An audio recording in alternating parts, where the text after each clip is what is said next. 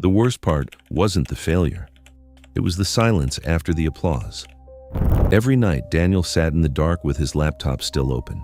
The screen had gone to sleep hours ago, but he hadn't moved. The blue light had faded, yet he could still see it, ghosted into his eyes like something that refused to let go. He used to love the quiet. Now it felt like judgment. During the day, people called him talented, disciplined. "You're going places," they said. At night, he replayed every word he had spoken, every post he had uploaded, every laugh that might have sounded forced. They're going to figure it out.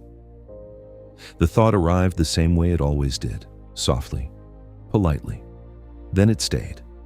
He would scroll through old messages just to confirm he hadn't said anything stupid. He would rewatch interviews of himself, studying his own face like a detective looking for evidence. Why did he blink like that? Why did his voice shake on that sentence? Did they notice?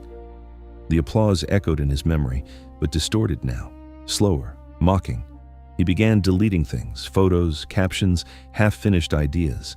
He told himself he was refining his brand, but the truth was uglier. He was trying to erase the parts of him that might be wrong. It started small. He stopped sharing opinions. Then he stopped answering calls. Then he stopped looking in mirrors for too long. There was something unsettling about his reflection lately. It looked assembled, like a version of him built from what other people liked. He'd stand there brushing his teeth, staring at the stranger staring back. Who are you when no one's watching? The question felt dangerous, so he stayed busy. Noise was safer than honesty. One afternoon, during a live recording, something slipped. He forgot a line he had said perfectly 100 times before. The silence stretched. 3 seconds. 4.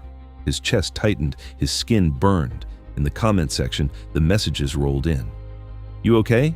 Lag. Bro froze." He forced a smile, made a joke, recovered. The show went on, but something inside him didn't. That night, he didn't open his laptop. He sat on the edge of his bed and listened. No applause, no comments, no notifications, just his breathing. It sounded unfamiliar, like someone else was inside his body, trying to get his attention. The thought came again. They're going to figure it out. But this time, he didn't push it away. He asked it a question. Figure what out? Silence. He waited. The answer didn't arrive as words. It arrived as an image, a younger version of him, sitting on the floor of his childhood room, drawing something messy and loud and unapologetically his. No audience, no performance, no polishing, just curiosity. He remembered how fearless that felt, not because he believed he was great, but because he wasn't trying to prove anything. Somewhere along the way, proving became survival. Every success felt rented, every compliment felt temporary. He wasn't afraid of failing. He was afraid of being seen without the performance. The realization didn't crash into him. It unfolded, slowly. He wasn't an impostor. He was exhausted. Exhausted from editing himself before anyone else could. Exhausted from rehearsing authenticity. Exhausted from living like a product under review. The silence in the room shifted. It no longer felt like judgment. It felt like space. Space where he didn't have to be impressive, just present. He walked to the mirror again. This time he didn't search for flaws. He searched for familiarity. The face looking back at him still looked unsure, still imperfect. But it wasn't assembled. It was tired, human, real.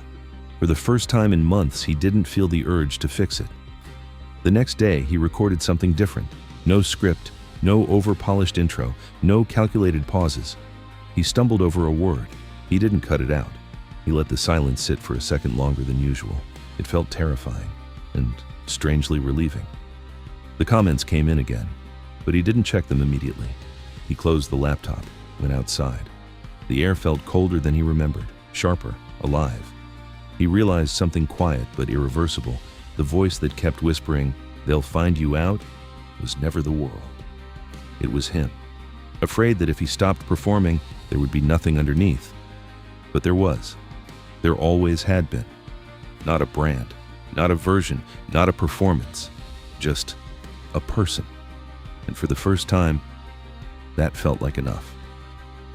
If this story felt uncomfortably familiar, if you've ever felt like you're living as a version of yourself instead of yourself, stay. There's more of this. subscribe, and let's keep exploring the parts we usually hide.